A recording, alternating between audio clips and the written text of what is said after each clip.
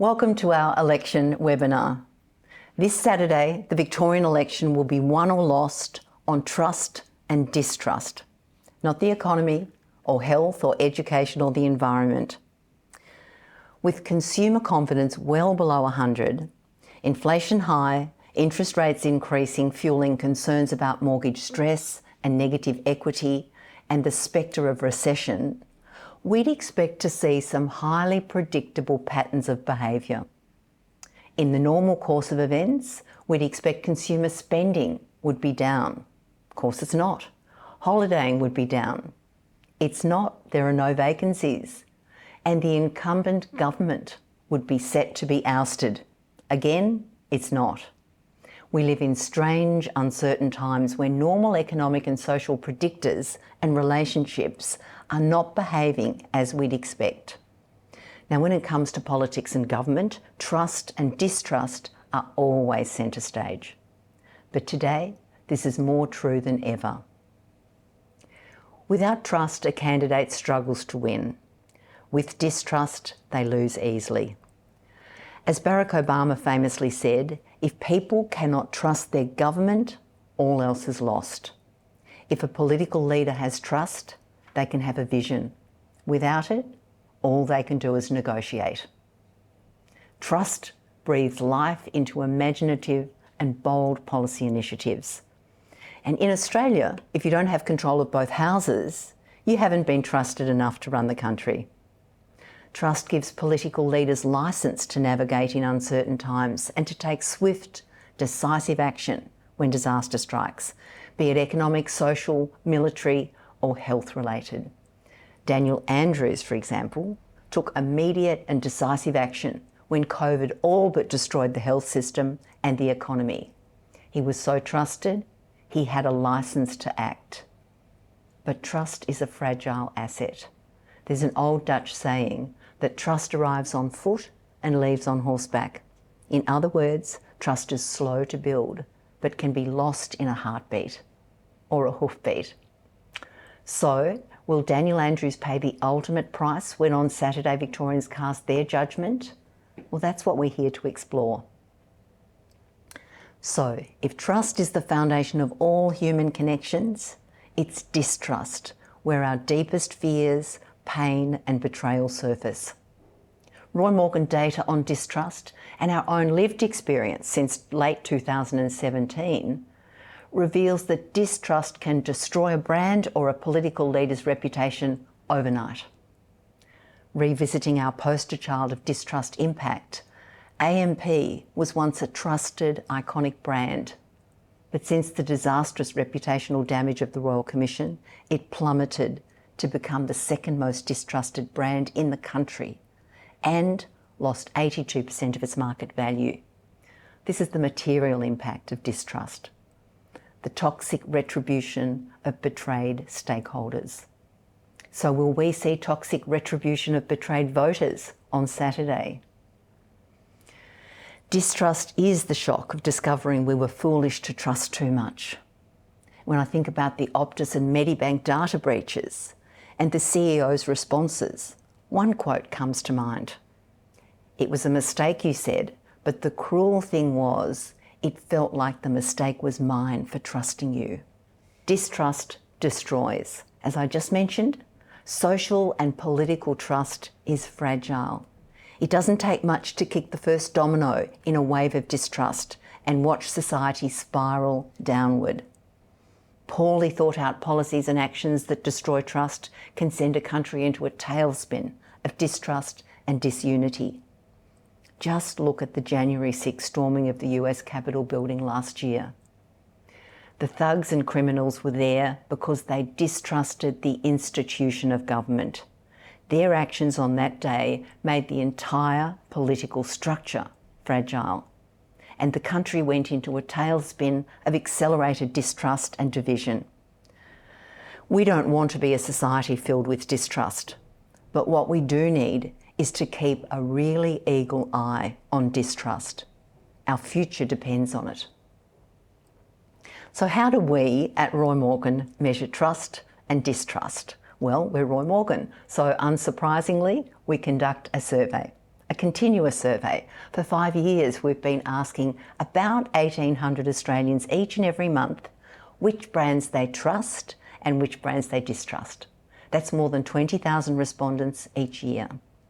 We also ask them why they trust or distrust those nominated brands, and we record exactly what they say in their own words. The research is open-ended and unprompted. So that means for people who nominate a brand, it's so top of mind that they put it ahead of all the other brands swirling around in their consciousness. So let's analyse now what trust and distrust are doing to politics and government in Australia. Across the board, governments and their departments are consistently distrusted by Australians. The green columns represent trust and the red columns distrust, and there's way more red in this chart than green. It was much worse though under the Morrison coalition government. Since the election of the Albanese Labor government, trust, that's the green column on the right, has dropped off slightly, but distrust has improved significantly. The black line with dots is what we call the net distrust score, and that's calculated by subtracting distrust scores from trust scores. So why do we do it this way? Well, it's really important. Imagine if, like everyone else, we only looked at trust. The chart would look like this. We'd be able to show you a pretty rosy picture with government trust bubbling along nicely. Indeed, it would look like the Albanese Labor government was less trusted than the previous Morrison government. But when we add distrust, which no one else measures, the entire setting changes, and it changes dramatically. Add in the net score line, and we get a very accurate picture over time of how distrusted governments really are. We also know that when there's so much distrust, it's impossible to try and rebuild or gain trust without first negating the distrust, which is exactly what the Albanese Labor government is doing. I then asked our data scientists to take the pulse of Victorians, and the result is fascinating. Look at the yellow line. That's Victorians distrusting the system of government more than anyone else, particularly under a federal coalition government. And yet immediately an Albanese victory looked possible, then likely, then became a reality. Victorians' net score improved substantially and went way ahead of the average Australian. This, of course, points to a Victorian electorate that leans more to the progressive side of politics than the conservative side. No surprises there. So let's now examine the role trust and distrust play in the Victorian election. And the first question is, do we trust Matthew Guy or Daniel Andrews? Well, the answer's unequivocal. It's Daniel Andrews. Despite the Premier's anecdotal unpopularity, Victorians trust Daniel Andrews 3 times more than they trust Matthew Guy. So that's the good, shall we say, excellent news for the Premier. And if trust were all we measured and all that mattered, the Andrews electoral team would be popping champagne corks. But when we look at distrust for the two leaders, the whole landscape changes. They're both more distrusted than trusted, and Matthew Guy is more distrusted than the Premier. And the news only gets worse for Matthew Guy. His trust is so low that when we net the trust and distrust scores, Matthew Guy's net distrust score is 3 times worse than Daniel Andrews. Now let's just look back as the campaign unfolded and see what happened in that last 2 weeks. Both leaders' net distrust position has worsened over the past 2 weeks. So given the repeated corruption claims levelled at Daniel Andrews during that fortnight, that's not surprising for him. At first glance, it looks as if the opposition leader may have been the beneficiary, with his trust lifting from 2% to 4%. But look at his distrust. It got worse, not better. Now 19% of Victorian electors distrust Matthew Guy. There's so much incredibly powerful analysis that's possible, but I'll just say Daniel Andrews is actually more trusted than distrusted among younger voters. But I'd like to put all of this in a broader context. If we compare two incumbent leaders facing an election, Daniel Andrews now and Scott Morrison back in May, we see that Daniel Andrews has almost 3 times the trust that Scott Morrison had during his campaign. And while the Victorian Premier has more distrust than trust, he has nowhere near the level of distrust that Scott Morrison had before the May federal election. And we all know what happened then. So back to Victoria. Why do Victorians trust Daniel Andrews? Well, his management of the COVID pandemic, far from being a liability, appears to be an asset. His so-called big build project is also resonating with voters. Victorians trust him because he gets things done. That, of course, is a unique opportunity afforded by incumbency. If you're in opposition, it's impossible to get things done. But just look at that bottom quote. He's made some difficult decisions because of what he believed to be the best interest of the state and its citizens. He takes responsibility and worked for the greater good. I don't necessarily agree on everything, says the respondent, but I believe he's always acted with integrity. So the Liberal Party ads replaying Daniel Andrews saying, "I take full responsibility," were a dangerous gamble. Now, using data science and AI coding to quantify the plethora of views into sort of themes, we see Victorians predominantly trust the Premier because he's doing a good job and he gets things done.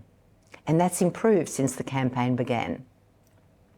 It's interesting that the percentage of respondents trusting the Premier because he did a good job managing COVID is dropping as we get closer to the big day, and probably as attention turns from the past to the future. Now, the received wisdom, or most people think, that Daniel Andrews was going to be punished at this election for his brutal curfews, lockdowns and border closures during the pandemic.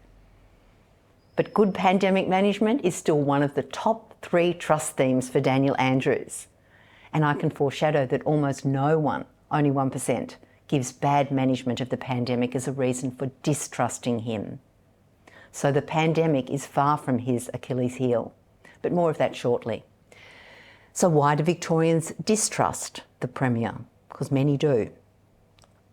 Now remember, Daniel Andrews is marginally more distrusted than he is trusted, and his increasingly domineering attitude over the past 18 months is fueling that distrust. For example, respondents call him power hungry, dictatorial, manipulative and controlling. These things are not a good look for a man of the people. But what's really interesting, though, is that after 2 terms in power, voters would normally be saying things like, it's time for a change, it's time for him to go, or enough is enough, those kinds of things. So what's going on? Because they're not saying that. Is Daniel Andrews still so trusted that voters forgive his failings? Or has COVID reset the length of Labor's time in government, somehow taking a couple of years from people's perception of how long they've been there? Quantifying the individual views shows the dominant reason for distrusting the Premier is the perception that he's dishonest or a liar, or that he's corrupt. There's that corruption narrative having an impact. The dial moved from 9% to 16% in 2 weeks, or people see him as self-serving and self-interested. But as I just said, almost no one now distrusts him for his management of the pandemic. That's down from 8% 2 weeks ago to 1% now. So what about Matthew Guy? Well, the bad news for Matthew Guy is that the main reasons for his trust really have very little to do with him personally. Respondents said he's not Andrews. They trust him because he has to be better than Dan. He's a better choice than Dan. Remember, these are reasons why they trust him. Quantifying individual concerns into themes, Victorians trust him principally because he's not Daniel Andrews or the ALP or the Greens. That said, over the past 2 weeks, he's been increasingly seen as honest, truthful and genuine, and that he has integrity. So what about distrust? Is that more about him? Well, sadly it is. They say he lacks capacity, doesn't have anything to say and has no vision to offer. There's an intense fear among respondents of him being led by the far right. For example, the Liberals have been taken over by right-wing extremists, by the right-wing religious in his party. He's influenced by the far right. Now, quantified, almost 50% of those who distrust him do so because they see him as dishonest, a liar, or corrupt. Now, 50% is high, but it compares to 60% who distrust Daniel Andrews because he's dishonest, a liar, or corrupt. So it's pretty much neck and neck. So how does this picture of the leaders and their trust and distrust translate onto their parties? Well, interestingly, both parties have more trust than their leaders. Daniel Andrews' trust score is 13% and his party score is 22%, up 1% over the past 2 weeks. Matthew Guy's trust score is 4% and his party score is 9%, more than double his personal trust score. More importantly, with the election in just a few days, the Labor Party has more trust than both the Liberal National Party and the Greens combined. The question is, will that translate firstly into voting intention and then on Saturday into actual votes? We'll examine that shortly. So if that's party trust, what about distrust? The top line is that the Liberals are more than twice as distrusted as the ALP, and the LNP's distrust has worsened by 2% over the past 2 weeks. Alarmingly for the Liberals, the party is also more distrusted than its very distrusted leader, Matthew Guy, by a factor of 2. The Labor Party, on the other hand, has about the same level of distrust as its leader. So what happens when we combine and net out trust and distrust? Well, what happens is that the ALP is solidly in net trust territory, while the Liberals are deeply in the agony of net distrust. The Greens and Independents are all in positive territory. So these numbers translate to a very worrying picture for the Liberal National Party. We also separately asked Victorians what would worry them if the ALP were re-elected. Now, people frequently voiced rational concerns about the economy and debt, all within the context of dishonesty. A number of respondents talked about the unchecked power Daniel Andrews would be able to exercise. However, when we roll the individual concerns up into themes, the dominant theme was nothing. 23% said nothing would worry them if Labor were to be re-elected, or they said, I'd be happy if Labor were re-elected. The second biggest concern for respondents, admittedly at only 14%, was corruption. Corruption, lies and dishonesty. So what worries Victorians about the election of a Matthew Guy state government? Some concerns touch on social issues like no representation of women in a Liberal government, and that a Liberal government wouldn't look after working class people or families and pensioners, and cuts to education and health. Once again, a number of respondents worried about Matthew Guy being held hostage by the loony fringe or the religious right of his party. But rolling up the individual responses, 20% said they were concerned most about poor, weak, incompetent and inexperienced leadership of the LNP. Next came corruption, lies, dishonesty and broken promises. 13% said nothing would worry them about the LNP winning government. Compare that, of course, to the 23% who said they'd be unconcerned by the re-election of the Labor government. So unsurprisingly, Daniel Andrews holds a substantial lead over Matthew Guy as preferred Premier. But how does that translate to voting intention? The critical issue of voting intention. At the last state election, the ALP won in a landslide. After the votes were counted, Daniel Andrews' Labor government held 55 seats and Matthew Guy's opposition held only 27 seats. That's a difference of 28 seats. So what about this election? Well, the latest Roy Morgan poll on two-party preferred voting intention suggests the Labor government is well positioned to repeat the crushing victory of 2018. It looks pretty much the same as the actual last election. And that's unimaginable for a government chasing a third term. But perhaps not surprising, given the Labor government is more trusted and less distrusted than the LNP opposition. But the devil's in the detail. And the primary voting intention from the latest Roy Morgan poll shows a very different picture to the last election. Both major parties, are showing lower primary support. Labor is down almost 3% and the LNP is down over 6%. The voting intention has increased for the Greens and other parties, and 4.5% of Victorians say they're going to vote for a teal. And of course, they're only standing in about 10 seats. The wild card in this election then is the potential for a high other vote, because both leaders are so distrusted. The Brexit vote for the UK to leave the European Union got across the line, not because well-informed voters considered the pros and cons. Prime Minister David Cameron lost the referendum because millions of disaffected, faceless Brits deeply distrusted anything to do with government or political institutions. They had no idea what the referendum was about. They just wanted to destroy the status quo. The risk for Daniel Andrews on Saturday is that several 100,000 distrusters could come out of the shadows and simply vote for anyone who isn't part of the Daniel Andrews or Matthew Guy machine. At the same time, several 100,000 well-informed voters will likely emerge to vote for teal candidates. The wild card is real and may well be dealt on Saturday. And we'll all be watching who gets control of the upper house. That brings this fascinating webinar on the looming state election to a close. For a deeper dive into this extraordinary dossier of quantified qualitative data on all the leaders and parties, ask Roy Morgan or contact Julian McCrann.